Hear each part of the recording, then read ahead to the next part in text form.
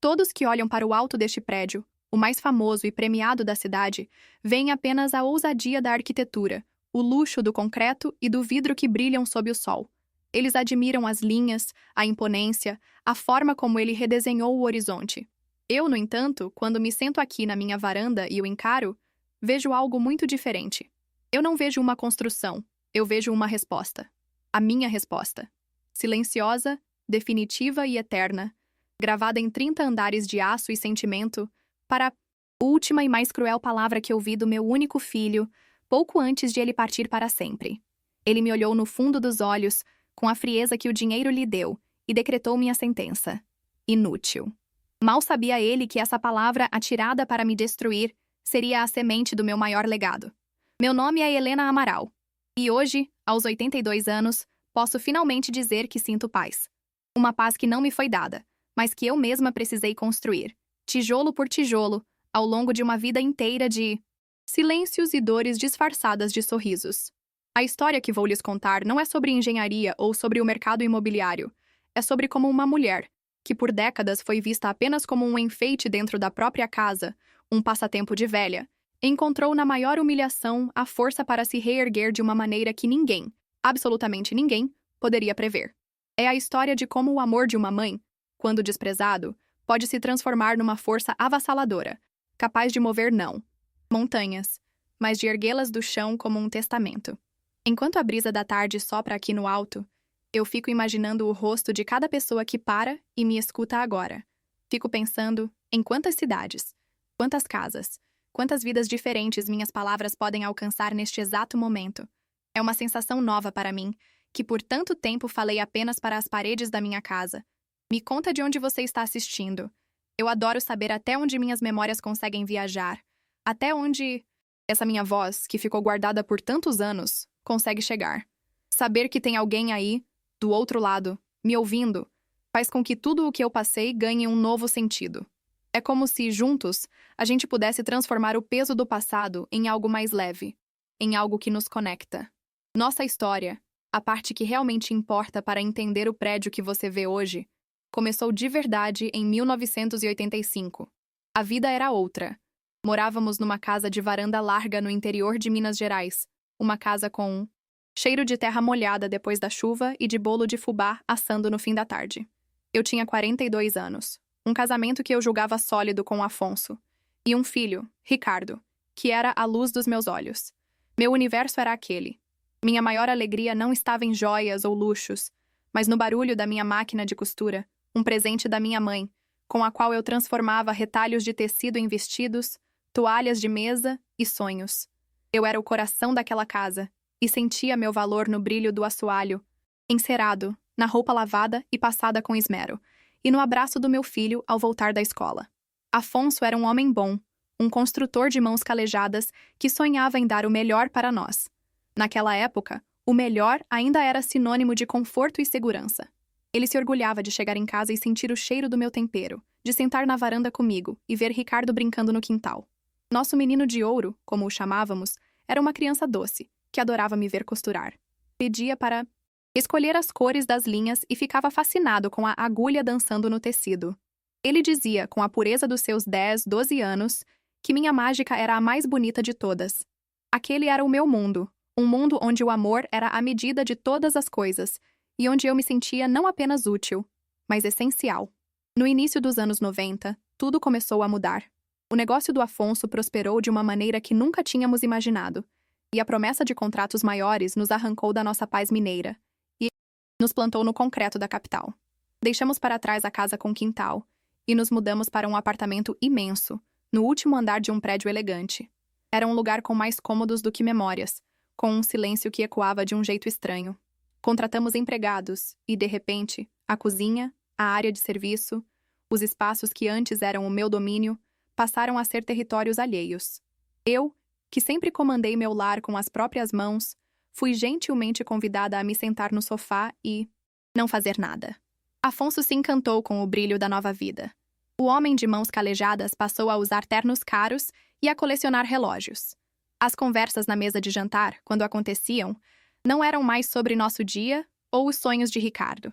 Eram sobre o valor do metro quadrado, sobre jantares de negócios e sobre as pessoas importantes que ele havia conhecido. Ele me olhava e sorria, acreditando que estava me dando o mundo ao me cobrir de presentes e luxos. O que ele não percebia é que, cada objeto caro que entrava em casa, um pedaço da nossa intimidade, da nossa simplicidade, era empurrado para fora.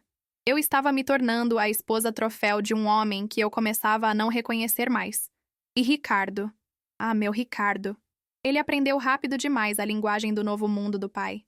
O menino que se encantava com minhas linhas coloridas agora se envergonhava das roupas que eu fazia. Lembro-me, com uma clareza que ainda dói, do dia em que ele, já adolescente, me pediu para não ir à sua reunião de pais na escola, usando um vestido que eu havia passado semanas bordando. "Mãe, por favor", ele disse sem me olhar nos olhos. "Compra alguma coisa de marca. Não quero que pensem que a gente não tem dinheiro." Aquela frase foi a primeira fissura no meu coração.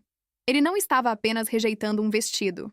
Estava rejeitando minhas mãos, meu tempo, meu amor transformado em tecido. Meu dom, a herança mais preciosa que recebi da minha mãe, virou um passatempo de velha. Algo a ser. Escondido dos visitantes importantes que meu marido e meu filho recebiam. A minha velha máquina de costura foi transferida para um quartinho nos fundos, quase um depósito, como se fosse uma parente pobre que não deveria ser vista na sala de visitas. Eu me refugiava ali, entre meus carretéis e meus tecidos, e sentia as paredes daquele apartamento luxuoso se fechando ao meu redor. Por fora, éramos a imagem do sucesso. A família que venceu na vida. Por dentro, eu nunca me senti tão sozinha e tão pobre, despojada do meu propósito e do meu valor aos olhos dos dois homens da minha vida. Eu tentei conversar com Afonso algumas vezes. Tentava explicar que sentia falta da nossa vida, que o dinheiro estava nos custando caro demais. Mas ele estava exausto e eufórico, embriagado pelo sucesso. "Helena, deixa de bobagem", ele dizia com uma impaciência carinhosa. "Você tem tudo o que uma mulher pode querer. Relaxe e aproveite." Ele não entendia que o que eu queria não podia ser comprado. O que eu queria era o brilho nos olhos do meu filho ao me ver fazer algo. Era a cumplicidade de um marido que via em mim sua parceira. Não apenas um adorno. Aos poucos parei de insistir. Aprendi a engolir a tristeza junto com os vinhos caros que agora bebíamos quase todas as noites. O desprezo do meu filho, no entanto, era mais difícil de engolir. Crescia na mesma proporção que sua ambição. Quando ele entrou para a faculdade de engenharia e depois se tornou sócio do pai na construtora, a distância entre nós se tornou um abismo. Ele era inteligente, arrojado, um verdadeiro tubarão dos negócios, como Afonso gostava de dizer com orgulho. Mas seu coração havia endurecido, se tornado uma calculadora. Para ele, o mundo se dividia entre o que era útil para seus objetivos e o que era descartável. E eu, com meus bolos, minhas costuras e meu amor que não rendia lucro, fui claramente classificada na segunda categoria. Eu me tornei uma figura funcional. A mãe que existia para garantir que a casa estivesse em ordem, que o jantar estivesse na mesa na hora certa, embora ela mesma não o cozinhasse mais. Era uma administradora silenciosa de um lar que já não sentia como meu. Eu via a admiração que Ricardo tinha pelo pai, pela forma como ele comandava reuniões e fechava negócios milionários. E via o olhar que ele me dirigia, uma mistura de condescendência e impaciência. Eu era uma lembrança viva de um passado simples, humilde, que ele fazia questão de apagar de sua biografia. Era um contraste incômodo. Em sua narrativa de sucesso construída do nada. Afonso, por sua vez, estava cansado. O peso da idade começava a chegar, e ele já não tinha mais energia para os conflitos que a ambição de Ricardo gerava. Ele entregou ao filho as rédeas de quase tudo, tanto na empresa quanto em casa. Se Ricardo dizia que algo deveria ser de um jeito, Afonso concordava para não ter dor de cabeça. Ele terceirizou para o filho a autoridade de marido e pai, e eu me vi sob o comando de um rapaz que me olhava como se eu fosse uma funcionária antiga e incompetente, apenas esperando a aposentadoria. A tensão era disfarçada por uma polidez fria, mas estava ali, no ar que respirávamos, na forma como as portas se fechavam. Assim, a normalidade que mantínhamos era uma peça de teatro muito bem ensaiada para o mundo exterior. Para nossos amigos e para a sociedade, éramos perfeitos. O empresário bem-sucedido, a esposa elegante e o filho prodígio, herdeiro de um império. Mas quando as cortinas se fechavam, o palco era frio e vazio. Eu me sentia cada vez menor, mais encolhida, tentando me adaptar àquela dinâmica para não causar problemas, para manter a paz que, na verdade, não existia. Eu vivia pisando em ovos dentro da minha própria casa, com medo de dizer ou fazer algo que pudesse ser rotulado de velho, simples ou inadequado pelo meu próprio filho. Esse era o cenário. A calmaria tensa antes da tempestade que mudaria tudo. O golpe final começou a ser desenhado de forma sutil, como as doenças da alma costumam fazer. Foi em Afonso que os primeiros sinais apareceram. Coisas pequenas, quase insignificantes. Ele, que sempre teve uma memória de elefante para nomes e datas de contratos, começou a se perder em conversas simples. Esquecia o que tinha almoçado, trocava o nome dos netos dos amigos, tinha crises de impaciência que não eram do seu feitio. Eu via a confusão em seus olhos, um breve nevoeiro de pânico que ele tentava disfarçar com uma risada ou uma mudança de assunto. Apontei minha preocupação a Ricardo, sugerindo uma visita ao médico, mas ele foi rápido em descartar. É o estresse, mãe. O pai trabalha demais. É normal da idade. Mas eu sabia que não era. Aquilo era o início do seu desaparecimento, um adeus em câmera lenta. Para Ricardo, a fragilidade crescente do pai não era uma tragédia familiar, mas um problema administrativo. Um risco para os negócios. Afonso, em seus momentos de confusão, poderia cometer um erro, assinar um documento errado, demonstrar fraqueza perante um concorrente. A ambição do meu filho não permitia esse tipo de vulnerabilidade. Ele começou a pesquisar, de forma discreta, o que ele chamava de soluções de gestão de saúde. Eram folhetos e sites de clínicas de luxo para idosos. Lugares com nomes elegantes que prometiam assistência integral e qualidade de vida. Ele me mostrava as fotos de jardins bem cuidados e enfermeiras sorridentes, falando sobre aquilo com a mesma frieza com que falaria sobre a compra de um novo terreno. Ele não estava procurando um cuidado para o pai. Estava procurando um lugar para depositá-lo. A decisão me foi comunicada numa terça-feira chuvosa. Lembro-me do som da chuva batendo contra os vidros imensos da sala de estar. Um som que parecia chorar por mim. Ricardo me chamou para conversar, uma formalidade que ele raramente usava. Sentou-se na minha frente com uma pasta no colo, como se estivesse numa reunião de diretoria. E então, ele anunciou, sem rodeios, que Afonso seria internado na semana seguinte. Ele já tinha feito a matrícula, conversado com os médicos, acertado os detalhes financeiros. Apresentou sua decisão como um fato consumado, um ato de responsabilidade para proteger o patrimônio da família e garantir o bem-estar do papai. Ele não me consultou. Ele me informou como se eu fosse uma acionista minoritária sendo notificada de uma decisão irrevogável. Naquele instante, o mundo parou. O barulho da chuva, o tic-tac do relógio caro na parede, tudo se dissolveu num zumbido. Dentro da minha cabeça. Senti o sangue fugir do meu rosto, e minhas mãos, aquelas mãos que tanto trabalharam, se agarraram ao braço da poltrona para que eu não desabasse. Por um momento, a voz não veio. Mas então, uma força que eu não sabia que ainda possuía, emergiu das profundezas do meu ser. A mulher encolhida, a peça decorativa, se levantou. Olhei para o meu filho, o menino que eu embalei no colo, e disse com uma firmeza que o assustou: "Não, o seu pai fica em casa. Eu vou cuidar do meu marido. É meu direito e é o meu dever." A reação de Ricardo não foi de raiva. Foi pior. Foi de desprezo. Um nojo tão puro e tão profundo que gelou minha espinha. Ele me olhou de cima a baixo, como se estivesse vendo um inseto insignificante que ousou cruzar seu caminho. Ele soltou uma risada curta, sem humor algum. "A senhora?" ele disse, a voz baixa, cortante como vidro quebrado.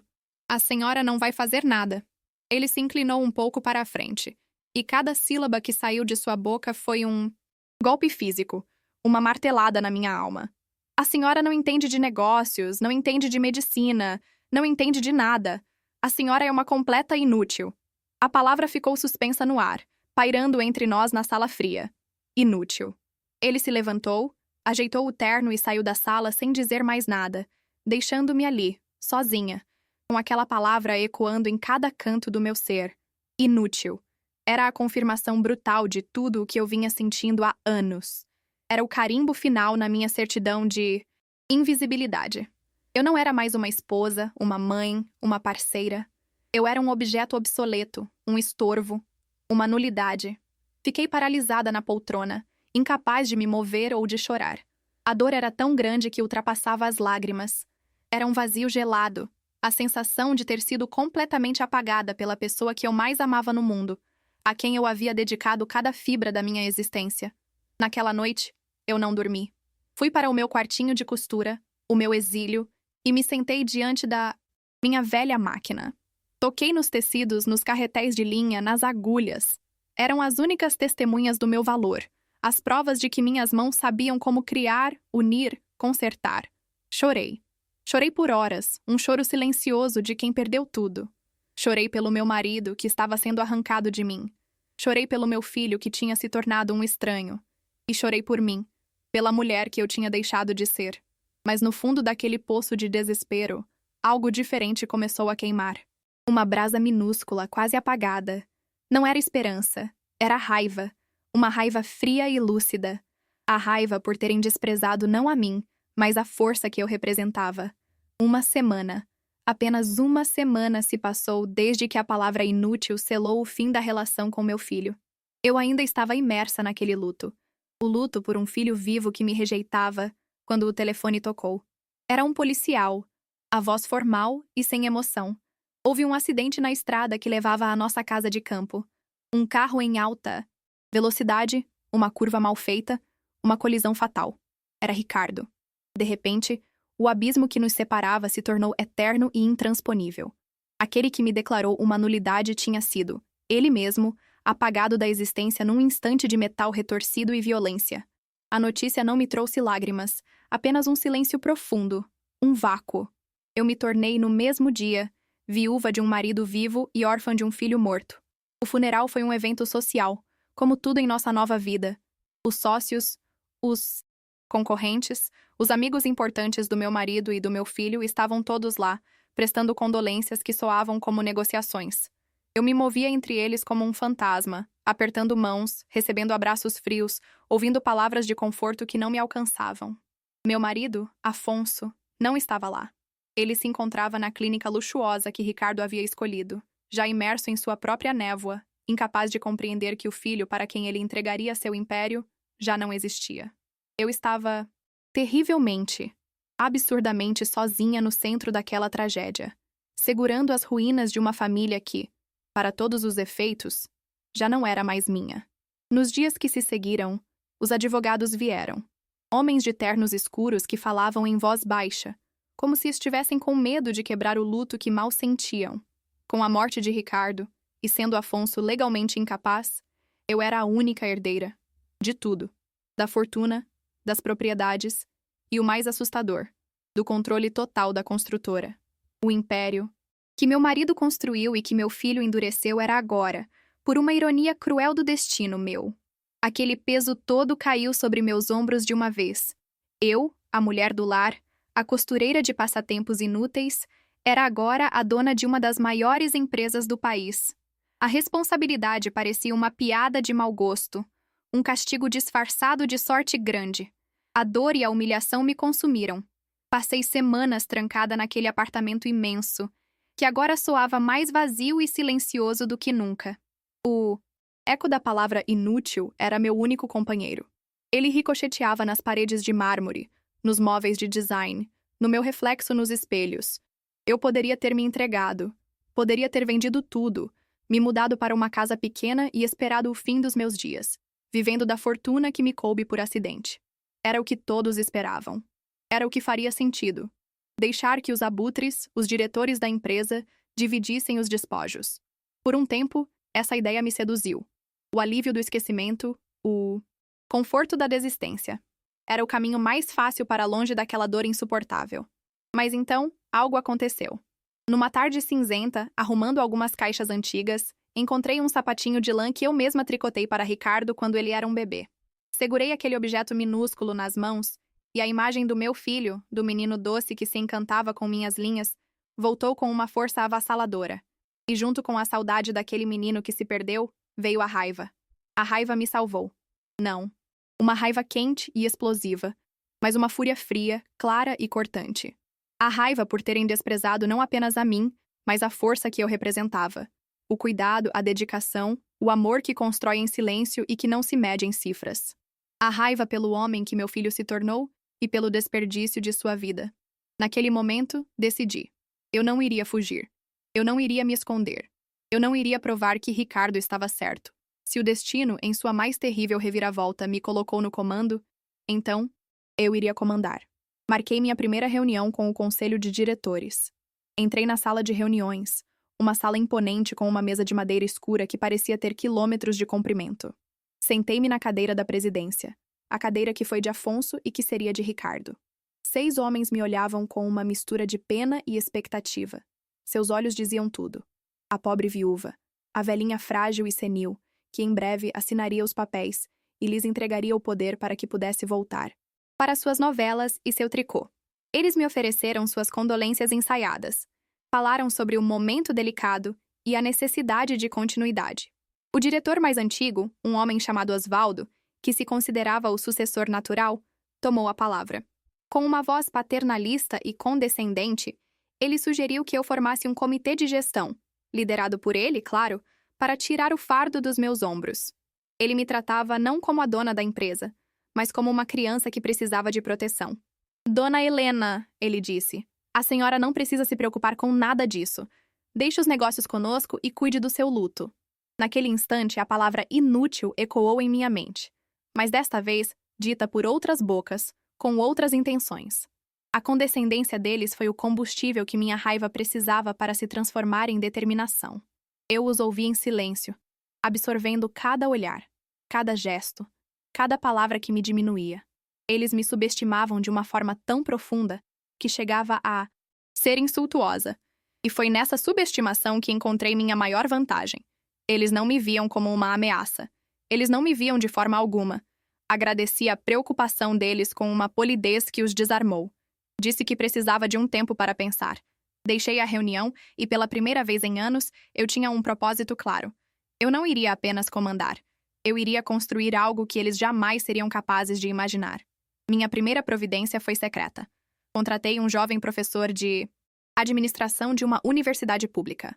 Um rapaz inteligente, ambicioso, mas que ainda não havia sido corrompido pelo mundo corporativo. Seu nome era Fábio, e ele se tornou meu tutor. Todas as noites, depois que os empregados iam embora, o meu apartamento se transformava numa sala de aula. Ele me ensinava o que era fluxo de caixa, análise de balanço, planejamento estratégico. Eu, que por anos só li receitas de bolo e revistas de moda, mergulhei em livros de economia e gestão. Minha cabeça doía. A linguagem era estranha, mas a cada conceito que eu dominava, eu sentia um pedaço da minha força voltando. Eu passava os dias visitando meu marido na clínica. Sentava ao lado dele por horas, segurando sua mão, enquanto ele se perdia em suas memórias embaralhadas. Às vezes ele me reconhecia, e nesses breves momentos de lucidez, eu via o meu Afonso, o homem com quem construí uma vida. Essas visitas eram dolorosas, mas necessárias. Elas me lembravam do que havíamos perdido, e do porquê eu estava fazendo tudo aquilo. Eu lutava por ele, pelo homem que ele foi. E lutava por mim, pela mulher que eu estava me tornando. Eram 2 batalhas, uma travada no silêncio de um quarto de clínica e outra no silêncio da minha biblioteca improvisada. Continuei participando das reuniões do conselho, mas agora com um novo olhar. Eu permanecia em silêncio na maior parte do tempo, mas não era mais um silêncio de submissão. Era um silêncio de observação. Eu ouvia os debates, as propostas, as pequenas traições e alianças que se formavam naquela mesa. Eu via a ganância nos olhos de Osvaldo, a arrogância de outro diretor, a insegurança de um terceiro. Eles se esqueciam da minha presença. Falavam abertamente, certos de que a velhinha na cabeceira da mesa não compreendia a complexidade de suas jogadas. Eles não poderiam estar mais enganados. Eu estava mapeando o território, aprendendo o jogo deles para poder jogar o meu. A primeira vez que abri a boca para discordar, a sala ficou em silêncio. Eles discutiam um investimento em um novo complexo de escritórios, um projeto de Ricardo. Osvaldo defendia o plano com unhas e dentes. Pedi a palavra. Com a voz calma, mas firme, apontei uma inconsistência na projeção de custos que eu e Fábio havíamos encontrado em minhas sessões de estudo noturnas. Era um detalhe técnico, algo que eles, em sua pressa, não haviam notado. O silêncio na sala foi denso. Osvaldo me olhou com incredulidade, depois com raiva. Pela primeira vez, eles não viram a viúva, frágil. Eles viram a dona, a proprietária, e viram que ela sabia ler. A partir daquele dia, a dinâmica mudou. A condescendência deu lugar a uma hostilidade velada. Eles passaram a me ver não mais como um fantoche, mas como um obstáculo. Tentaram me sobrecarregar com relatórios técnicos, jargões indecifráveis, na esperança de me confundir e me fazer recuar. Mas eles não sabiam das minhas longas noites com Fábio, traduzindo aquele universo para a minha linguagem. A cada tentativa deles de me excluir, eu respondia com uma pergunta pertinente, um dado que eles não esperavam que eu soubesse. Eu não estava tentando ser como eles, não estava tentando ser um tubarão. Estava apenas mostrando que a dona da casa agora também era a dona da empresa. As visitas a Afonso se tornavam cada vez mais difíceis. A doença avançava, e os momentos de lucidez eram mais raros. Num dia particularmente triste, voltei para casa e me refugiei no meu quartinho de costura. Olhei para a minha caixa de aviamentos. Um presente da minha mãe. Abri e vi os carretéis de linha, as agulhas, os pedaços de renda, os bordados que ela me ensinou a fazer. Lembrei-me do desprezo de Ricardo por aquele meu mundo. Passatempo de velha, ele dizia. Inútil, ele decretou. E então, olhando para a trama delicada de um pedaço de renda branca, a ideia surgiu. Não como um plano de negócios, mas como uma epifania, uma visão. A trama da renda. Os fios que se cruzam, que se apoiam, que juntos criam um desenho forte e belo. Cada ponto, uma decisão. Cada laçada, uma conexão. Aquilo não era apenas um tecido, era uma estrutura. Uma lição de engenharia ensinada por gerações de mulheres com suas agulhas e linhas. E se um prédio pudesse ser assim? E se a fachada de um edifício, em vez de ser uma parede lisa e fria de concreto, pudesse ter a delicadeza, a complexidade e a força de um bordado? E se eu usasse o meu conhecimento, aquele que foi julgado inútil, para criar algo que ninguém nunca viu? A ideia me arrebatou. Era ousada, era poética, era uma loucura. E era perfeita. Passei as semanas seguintes imersa nessa visão. Eu não desenhava plantas baixas, eu desenhava padrões. Pegava meus bastidores de bordado e riscava formas que poderiam ser janelas, sacadas, estruturas. Traduzia o ponto cruz, o ponto cheio, a renda renascença para uma linguagem de concreto e aço. Fábio, meu jovem tutor, me olhava com uma mistura de espanto e admiração. Pedi que ele me ajudasse a encontrar os profissionais certos, arquitetos e engenheiros que tivessem a mente aberta o suficiente para não rir da minha cara, para não me chamar de louca. Pessoas que pudessem ver a genialidade por trás da aparente excentricidade da ideia. Eu estava usando a minha essência, aquilo que sempre fui, para moldar o futuro. Não estava mais tentando aprender o jogo dos homens da diretoria. Eu estava criando um jogo completamente novo, com as minhas próprias regras, baseadas na minha própria história. A força que eu estava descobrindo não vinha de imitar a agressividade de Ricardo ou a astúcia de Osvaldo. Vinha de abraçar a Helena que eles desprezaram. A Helena que entendia de tramas, de paciência, de como pequenas coisas, unidas com amor e dedicação, podem se transformar em algo grandioso e resistente. A costureira estava prestes a desenhar o maior e mais complexo tecido que a cidade já tinha visto. Finalmente, o dia chegou. Convoquei uma reunião extraordinária do conselho. Estendi sobre a longa mesa de madeira, não gráficos de rentabilidade, mas os meus desenhos. Meus padrões de bordado, minhas inspirações tiradas de toalhas de mesa antigas e golas de vestidos. Anunciei que a empresa iria investir a maior parte de sua fortuna líquida num único projeto. A construção de um edifício residencial monumental, o mais alto e mais luxuoso da cidade. E anunciei que a diretora de arte daquele projeto, a responsável por sua identidade visual, seria eu. E que sua fachada seria inspirada na arte da renda. O silêncio foi seguido por risadas. Não risadas abertas, mas aquele riso debochado, contido, que é ainda mais humilhante. Osvaldo me olhou como se eu tivesse perdido completamente o juízo. O delírio da viúva. Foi a frase que ouvi um deles cochichar para o outro. Eles achavam que a dor finalmente tinha me levado à loucura. Começaram a argumentar, a falar dos riscos, da impossibilidade técnica, do ridículo que a empresa passaria. Disseram que seria a falência do legado de Afonso e Ricardo. Eles achavam que tinham me encurralado, que a minha insanidade era a prova final de que eu deveria ser afastada. Mas eu estava preparada. Deixei que falassem, que esgotassem seus argumentos baseados no medo e no convencional. Então, com a ajuda de Fábio, que projetou os números numa tela, eu falei. Mas não falei como a artista sonhadora. Falei como a dona. Apresentei as projeções financeiras, a análise de mercado para imóveis de altíssimo luxo, a viabilidade econômica do projeto. Mostrei a eles que a minha loucura era, na verdade, uma aposta calculada e genial. E quando eles tentaram argumentar mais, eu usei minha carta final. Olhei para cada um deles e disse, com a voz mais calma e fria que consegui encontrar: eu não pedi a opinião de vocês. Eu os informei da minha decisão. O projeto será feito. Aquele foi o dia em que assumi o controle de verdade.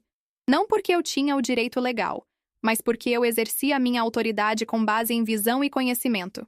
A briga não tinha acabado, eu sabia. Eles iriam tentar me sabotar em cada etapa. Mas o primeiro e mais importante passo havia sido dado. O delírio da viúva estava prestes a sair do papel. Eles viam loucura. Eu via justiça poética. Eles viam um risco. Eu via a minha resposta. O prédio começaria a ser erguido. E cada viga de aço, cada saco de cimento, cada janela instalada seria uma sílaba na minha longa e silenciosa resposta à palavra que quase me destruiu. Eu sabia que a jornada seria longa e solitária. Eu teria que lutar contra o preconceito, a burocracia, os desafios técnicos de transformar renda em concreto. Teria que me provar todos os dias para uma equipe de engenheiros e arquitetos que, de início, certamente me veriam como uma velha excêntrica. Mas eu não tinha medo. O medo havia morrido junto com a Helena, que se sentia inútil.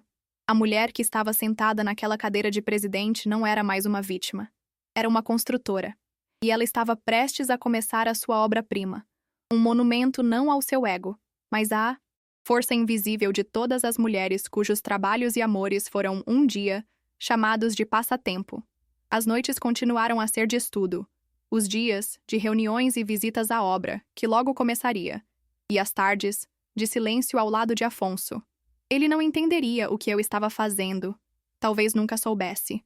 Mas eu sentia que, de alguma forma, eu estava honrando o melhor dele. O jovem construtor que um dia sonhou em fazer coisas belas e duradouras, antes que o dinheiro e o status o tivessem desviado. Eu estava resgatando o sonho original da nossa família, mas o faria do meu jeito, com a minha assinatura. Uma assinatura que por tanto tempo foi considerada ilegível e sem valor. A semente da minha vingança silenciosa havia sido plantada em solo firme. Agora, era só esperar e fazê-la crescer. Os anos seguintes foram uma batalha travada em canteiros de obras e salas de reunião. Eu, que antes media meu dia pelo tempo de forno de um bolo, passei a medi-lo pelo avanço do cronograma. Troquei meus sapatos de casa por botas de segurança e coloquei um capacete branco sobre meus cabelos, que já eram da cor do cimento.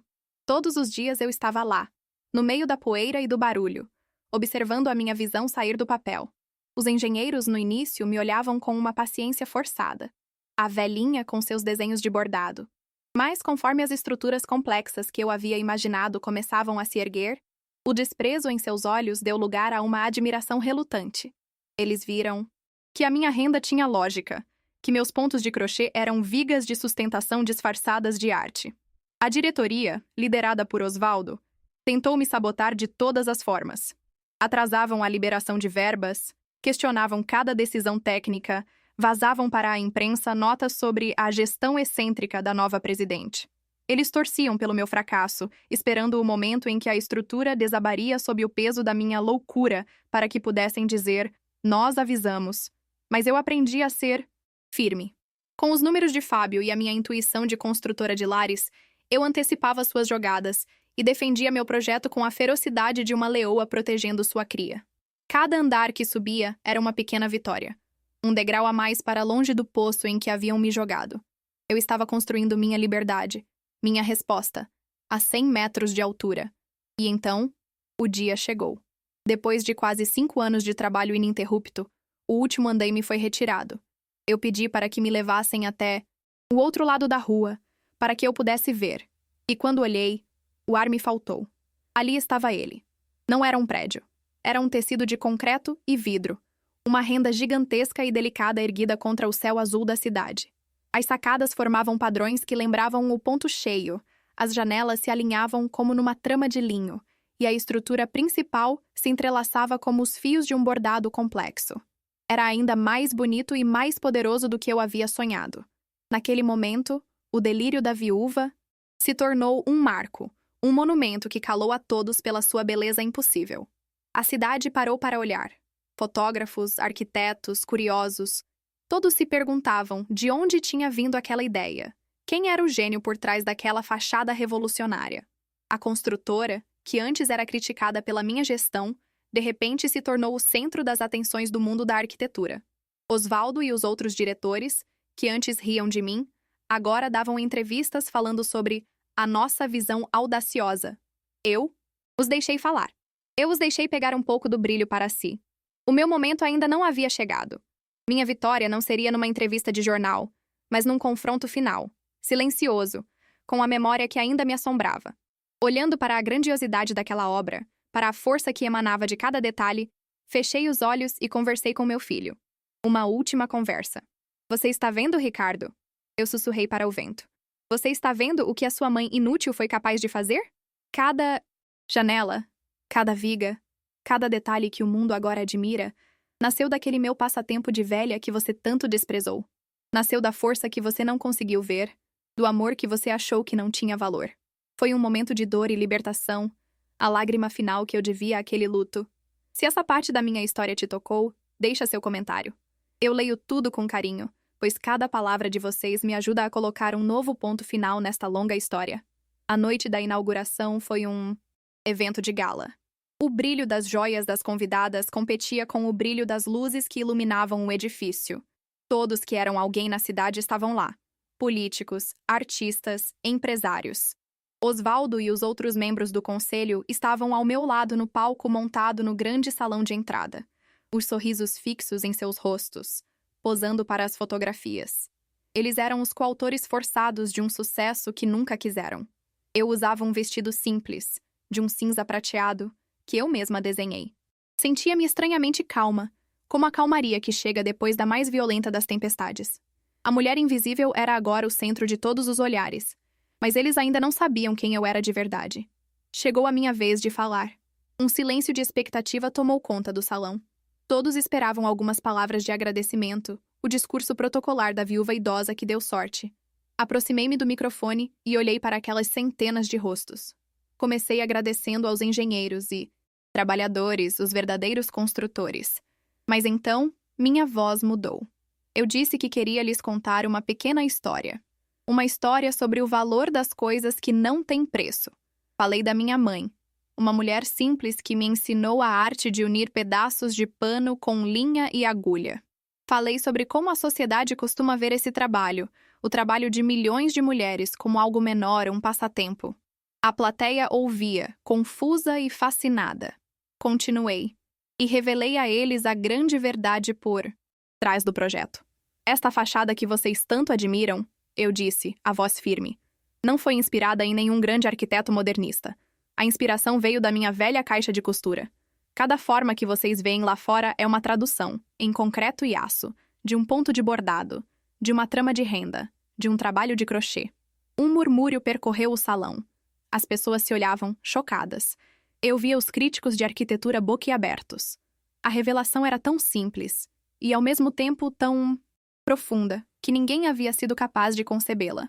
Então, prossegui para o golpe final. Por muitos anos, me disseram que esse meu conhecimento era inútil, que a força das mãos que cuidam, que tecem, que constroem um lar, não tinha valor no mundo dos negócios e do concreto. Este prédio é a prova de que estavam errados. Fiz uma pausa, olhando diretamente para os membros da minha diretoria, cujos sorrisos haviam desaparecido. Por isso, este edifício não levará o nome do meu marido, nem do meu filho.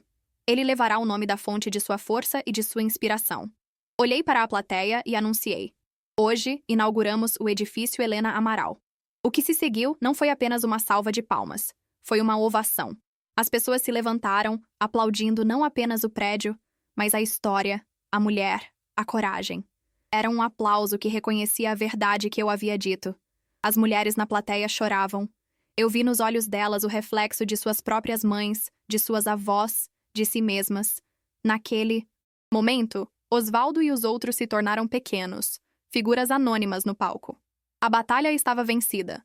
Minha vitória não foi barulhenta nem vingativa. Foi elegante, poderosa e inquestionável, assim como a fachada do meu prédio. Eu não precisava mais da aprovação de ninguém. Eu havia encontrado meu próprio valor e o gravado na paisagem da cidade para que todos vissem. A costureira, a dona de casa, a mulher que foi chamada de inútil, tinha assinado sua obra-prima. E sua assinatura era um testamento de que nada, absolutamente nada que é feito com amor, dedicação e a sabedoria silenciosa que passa de mãe para filha, pode ser considerado sem valor. A palavra final, a que ficou gravada em 30 andares de concreto, era, afinal de contas, a minha. Hoje, como eu disse no começo, eu tenho 82 anos e moro aqui, na cobertura do edifício Helena Amaral. Da minha varanda, eu vejo a cidade se estender a meus pés, agitada e barulhenta.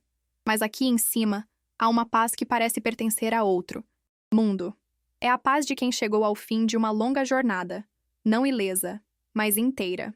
As pessoas que passam lá embaixo e olham para cima veem um símbolo de poder e riqueza. Eu vejo o meu refúgio, o meu santuário. Cada parede deste apartamento, cada janela que emoldura o céu, foi construída com a minha dor, a minha raiva e, finalmente, com o meu perdão. Eu não moro num prédio de luxo. Eu moro dentro da minha própria história, e é o único lugar no mundo onde eu me sinto verdadeiramente em casa. Afonso nunca chegou a ver o prédio pronto. Depois da inauguração, eu o tirei daquela clínica fria e o trouxe para um apartamento que preparei para ele aqui mesmo, alguns andares abaixo do meu. Contratei os melhores enfermeiros e cuidei para que seus últimos anos fossem cercados de dignidade e de um afeto que, mesmo que ele não reconhecesse mais, eu sabia que ele podia sentir. Ele se foi há quase 10 anos, numa manhã calma, enquanto eu segurava sua mão. Cumpri a promessa que fiz a mim mesma. Naquele dia terrível, eu cuidei do meu marido. Não da forma como Ricardo queria, mas da minha forma. Com a força de um amor que se recusou a ser chamado de inútil, eu lhe dei um fim de vida pacífico, em um lar construído por mim. Quanto à construtora, permaneci na presidência por mais 5 anos após a inauguração do edifício. Foram anos de consolidação. O sucesso do projeto me deu um poder inquestionável. Osvaldo e os outros diretores, que não se adaptaram à nova filosofia da empresa, que agora valorizava a inovação e a arte tanto quanto o lucro, pediram aposentadoria um a um. Eu não precisei demiti-los. Eu apenas tornei o mundo deles obsoleto. Quando senti que meu trabalho estava feito, nomeei Fábio, meu leal e jovem tutor, como o novo presidente. Ele continua o legado até hoje, com a mesma integridade e visão que aprendemos a construir juntos, nas longas noites de estudo no meu apartamento. A empresa prosperou, provando que é possível construir com alma. As pessoas olham para esta fachada e veem, como dizem as revistas, luxo, arte e inovação. Eu olho para a mesma fachada e vejo o traçado exato da toalha de renda que minha mãe bordou para o meu casamento. Vejo cada ponto que dei na vida, cada noite em claro ao lado da cama de um filho com febre, cada peça de roupa que costurei com amor para vestir minha família. Vejo as linhas e os nós que formam a minha trajetória, as partes retas e as curvas inesperadas. Para o mundo, é arquitetura. Para mim, é um diário. É a prova concreta de que a vida de uma mulher, mesmo a mais anônima e silenciosa, é uma tapeçaria rica e complexa, cheia de uma beleza que poucos se dão ao trabalho de enxergar de perto. A herança da minha mãe, o dom que ela me passou com as mãos e que meu filho acreditou não valer nada, se transformou em algo que ele, com todo o seu dinheiro e sua ambição, jamais poderia ter comprado. A imortalidade. Aquele saber, considerado doméstico e menor, provou ser mais forte e duradouro do que qualquer plano de negócios. Ele sobreviveu ao desprezo, à humilhação e até mesmo à morte. Transformou-se em um marco, um legado que ensina, a quem quiser aprender, que o verdadeiro valor não está na etiqueta, mas na história, na dedicação e no amor que são costurados em tudo o que fazemos, seja um simples vestido ou um arranha-céu de 30 andares. Eu não sinto mais raiva de Ricardo. A dor se transformou numa melancolia profunda. A saudade não do homem que ele se tornou, mas do menino que ele foi. Às vezes, me pergunto o que ele diria se visse isso tudo. Talvez ele finalmente entendesse. Ou talvez não. Este prédio não é um monumento de vingança contra ele. É um monumento à minha sobrevivência. É a afirmação da minha existência, para além do papel de esposa ou de mãe que ele tentou me impor. É o meu diálogo final com ele. Um diálogo onde eu não preciso levantar a voz, pois a minha resposta está em cada janela, em cada viga, em cada detalhe que se ergue imponente contra o tempo e o esquecimento. A última palavra que ouvi do meu filho foi inútil. Ele a disse com a boca, com a intenção de me aniquilar. Por muito tempo, eu acreditei nela. Mas o que eu aprendi nesta minha longa vida é que as palavras que os outros nos dizem só têm o poder que nós permitimos que elas tenham. A verdadeira palavra final, aquela que fica, que define, que constrói ou destrói, é sempre a que dizemos a nós mesmos. Eu escolhi responder não com a boca, mas com as mãos, com a mente, com a coragem. Eu escolhi construir minha própria palavra e gravá-la na paisagem da minha cidade para sempre. E assim, aqui estou eu. Helena Amaral. Uma mulher de 82 anos que um dia foi considerada uma nulidade. Hoje, do alto da minha resposta de concreto e aço, eu olho para o mundo e sinto paz. Uma paz que me diz, sem precisar de som, que nada que é feito com amor é em vão, que a força mais impressionante muitas vezes reside na delicadeza de uma trama, e que a palavra final, aquela que ecoa pela eternidade, que nos define e que nos liberta, essa palavra, minha amiga, meu amigo, é sempre a nossa.